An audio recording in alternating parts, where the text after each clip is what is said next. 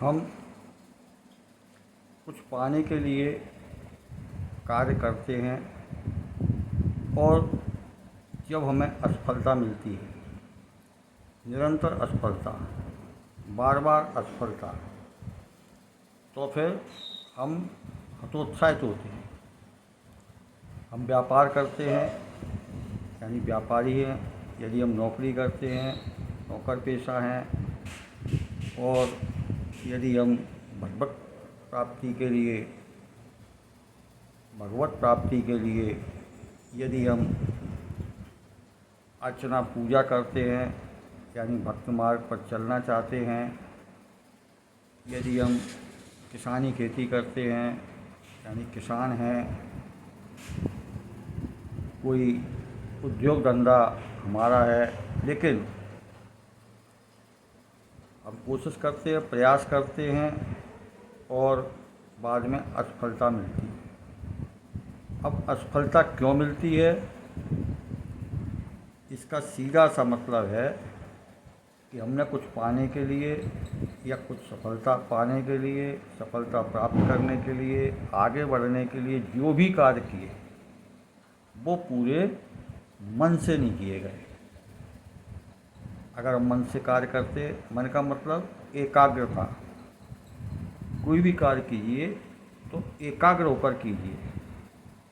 पूरा मन हमारा उसी कार्य में लगना चाहिए, संलिप्त होना चाहिए, संलग्न होना चाहिए, तभी हम सफलता प्राप्त कर सकते हैं।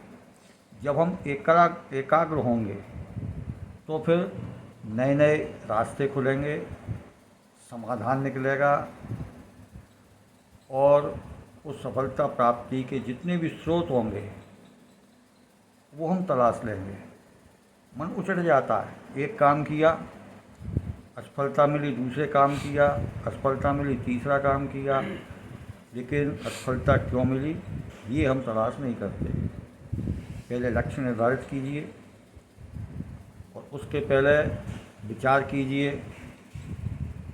कि हम कौन सा कार्य करना चाहते हैं, क्या करना चाहते हैं, कब करना चाहते हैं, उस कार्य के लिए किन किन संसाधनों की आवश्यकता पड़ती है, उन कार्य के लिए हमें किन किन लोगों की आवश्यकता पड़ सकती है, ये पूरा विचार करके हम कार्य शुरू करें। लेकिन उसके पहले लक्ष्य निर्धारित करें।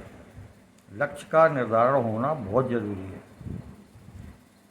बिना लक्ष्य के आप कोई भी मार्ग तय नहीं कर सकते।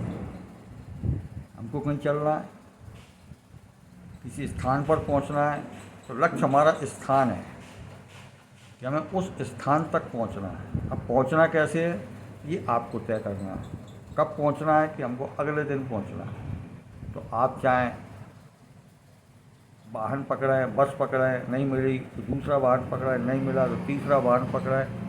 इस प्रकार आप किसी न किसी रास्ते से उस स्थान पर आप पहुंचेंगे।